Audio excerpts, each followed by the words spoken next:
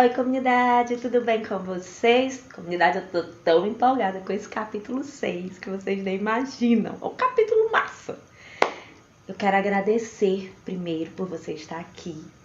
Quero agradecer por você estar me recebendo aí, tirando esse tempinho para ler a Bíblia comigo. Por você que está me acompanhando pelo WhatsApp, pelo meu canal do YouTube. Ai, que chique ter canal do YouTube. Pelo meu Instagram, pelo meu Facebook.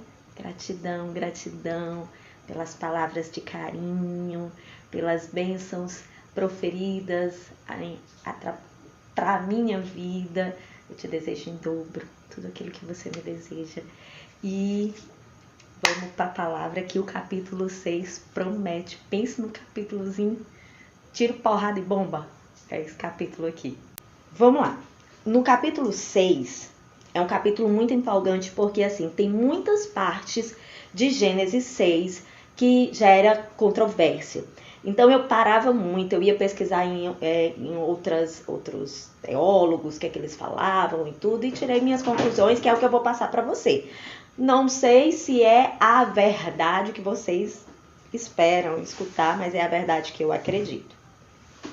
Logo nos primeiros versículos do capítulo 6, diz assim: quando os seres humanos começaram a se multiplicar sobre o solo, geraram filhas.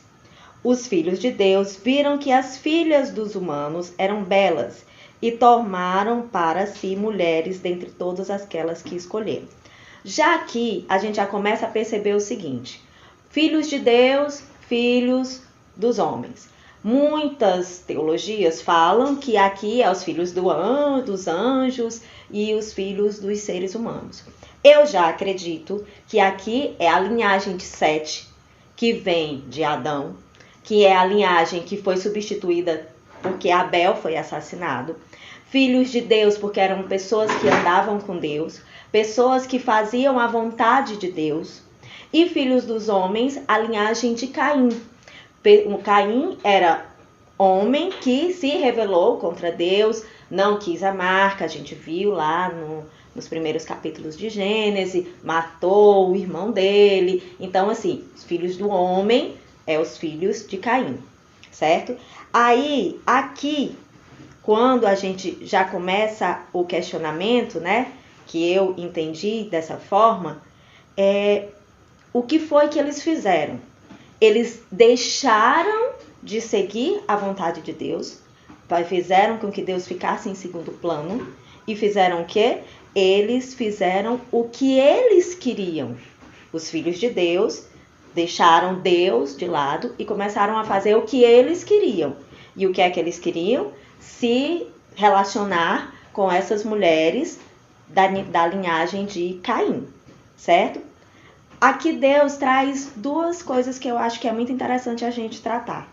Quando a gente vai se casar com alguém, quando a gente vai escolher uma pessoa para casar, não significa que a gente não tenha que escolher uma pessoa que seja bonita. Claro que pode ter, mas não significa que a gente tenha que escolher por esse parâmetro, pela beleza.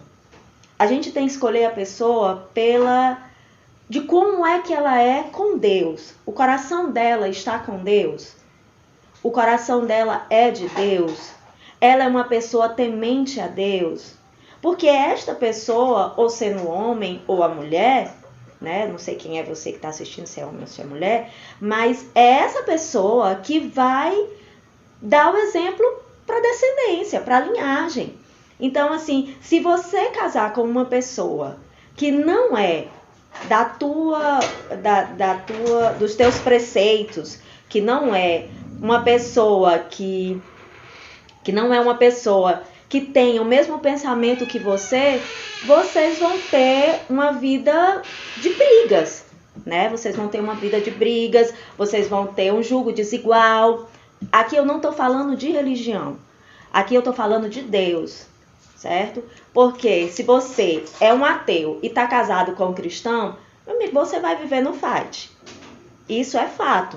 E isso aqui estava acontecendo nos primeiros anos aí da descendência. Por quê? Porque o pessoal de Sete, a descendência de Sete, os filhos de Deus, começaram a se dar com os filhos de Caim. E aqui, o que é que acontecia? Deus via que estava existindo a perversidade no mundo, né? Deus via que estava acontecendo, que isso estava se tornando de uma forma que não estava tendo controle. Então Deus já foi logo dizendo assim, para que isso não aconteça, eu vou fazer com que a idade diminua. De 900 caiu para 120 anos, né? É a idade máxima que o homem pode viver, para ele não fazer tanta perversidade. Vamos lá. Continuando aqui no capítulo 4, no versículo 4. Nesse tempo havia gigantes na terra, e mesmo depois, quando os filhos de Deus se uniram com as filhas dos humanos, geraram filhos para eles. Esses heróis eram homens famosos nos tempos antigos. Esse versículo 4 aqui é um versículo também bem contraditóriozinho, que fez eu parar, dar uma pesquisada, analisada, porque aqui é os famosos Néfilins, onde as pessoas dizem que esses gigantes eram filhos de anjos com mulheres humanas. Só que quando eu fui ler sobre isso aqui com teólogos, pessoas que entendem a palavra, não doidinho, né? Eu vi que aqui essa palavra Néfilim não está de forma nenhuma ligada com filhos de anjo. Essa palavra Néfilim aqui, de gigantes, ela está ligada a poder. Pessoas que têm poder, certo? E os filhos de Deus são os filhos de Sete, da linhagem de Sete. E os filhos dos homens são os filhos de Caim. Entendeu aqui? No versículo 5 diz assim: Javé viu que a maldade do ser humano crescia na terra e que todo o projeto do coração dele era sempre mau. Deus arrependeu-se de ter feito o ser humano sobre a terra e o seu coração ficou triste. Então aqui é outra passagem que tem assim uma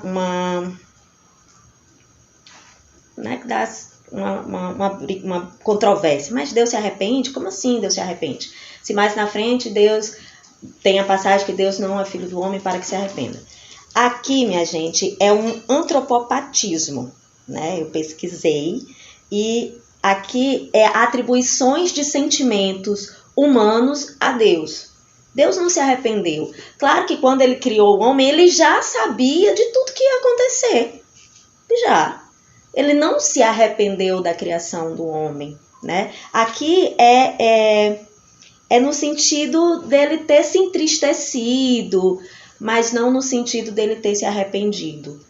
Ele não se arrependeu da criação. Ele sabia o que ele estava fazendo. Ele sabe, antes do que a gente fosse fazer, ele já sabia que a gente ia pecar. Ele já sabia que Jesus ia vir. Ele já sabia de toda a ópera. Ele já sabia de tudo. Entendeu? Então, assim, esse arrependimento aqui de Deus é uma atribuição para que o homem pudesse entender a tristeza que Deus estava sentindo naquele momento. Deu para entender mais ou menos o que é? Então, Deus disse: vou eliminar da superfície do solo o ser humano que criei, desde o ser humano até os animais domésticos, até os bichinhos e até as aves do céu, porque me arrependo de tê-los feito. Noé, porém, lançou graça diante dos olhos de Deus. Por quê? Porque Noé andava com Deus. Quem é que andava com Deus também? Enoque andava com Deus. Então, aqui esse andava com Deus, ele enfatiza em Enoque, que foi arrebatado, e enfatiza aqui em Noé, né? Que não foi arrebatado, mas foi escolhido, para que a gente possa andar com Deus, para que a gente possa estar com Deus, para que o nosso coração possa estar com Ele, para que nossas escolhas partam através dEle, para que Ele diga de onde é, para onde é e como é que tal coisa tem que acontecer na nossa vida. A gente sempre tem que botar Deus à frente. A partir aqui do versículo 14, a gente vai começar a ver que Deus dá as instruções para Noé, para ele construir a arca, né? Ele vai dizendo como é que ela deve ser, quantos compartimentos ela deve ser dividida, a que altura, né? Deve ter a entrada, né? Então ele vai dando todas as instruções para Noé de como ele deve fazer essa arca. Só que aqui ele no versículo 18, ele fala assim, no versículo 17, ele diz assim: eu mesmo vou mandar o dilúvio sobre a terra para arruinar embaixo do céu toda a carne em que há sopro de vida. Tudo que há na terra vai perecer. Versículo 18. Mas com você vou estabelecer a minha aliança. Esse mesmo Deus que estabeleceu uma aliança aqui, né, no Antigo Testamento, nesse período da criação, né, nesses primeiros anos, milênios, é o mesmo Deus de hoje que quer estabelecer uma aliança comigo e com você. E a nossa arca hoje é o nosso coração, né? Deus quer estabelecer uma aliança. Não importa quão corrompida está a sociedade, quão perversa está a sociedade, quão violenta está a sociedade. Deus quer saber como é que está a tua arca, o teu coração. Porque se o teu coração estiver na mão dele, vai estar salvo tudo, né? A aliança está feita. E ele diz, continua falando, você deve entrar na arca com sua mulher e seus filhos, e de tudo que vive, o que é carne, você deve fazer entrar na arca um par de cada. Isso é, macho e fêmea, para que conservem a vida com você. De cada espécie de aves, de cada espécie de animais domésticos, de cada espécie de bichinhos do solo, entrará com você um casal, para que conservem vivos. Quanto a você, ajunte e armazene todo tipo de gêneros alimentícios e o que servirá de alimento para você e para eles. E Noé fez tudo exatamente como Deus havia mandado. Aqui a gente termina o nosso capítulo 6, muito empolgante, eu pelo menos achei, mas com uma ressalva. Noé fez tudo que Deus havia mandado. Numa época onde não chovia, numa época onde nunca ninguém tinha criado nenhuma embarcação desse porte, numa época onde foi zoado por todo mundo como louco, ele teve só ele e a família dele para poder construir algo que nunca foi construído. Deus hoje quer construir algo que nunca foi construído. Se Deus te der o desígnio, vá e faz, vá e faça. Não tenha medo. Guarde a sua arca, que é o seu coração. Tenha certeza do que Deus falou no seu coração e segue em frente. Guarda a tua família, guarda a tua casa. Eu tenho certeza que quando você colocar Deus à frente, que quando você deixar Deus conduzir, dar as instruções necessárias, fazer com que a arca do teu coração esteja seguro, Ele vai ser comigo e com você, tá bom? Então Deus te abençoe, vamos orar. Pai Santíssimo que nos céus habita, te agradecemos por este capítulo emocionante. Te pedimos, meu Pai, que o Senhor nos abençoe, nos proteja, nos guarde, nos dê paz, saúde e prosperidade. Abra nossa cabeça para nos dar entendimento da Tua palavra. Que o Senhor possa estar conosco nessa jornada. Te pedimos e te agradecemos pela vida de cada um que está aqui. Em nome de Jesus. Amém. Beijo, comunidade.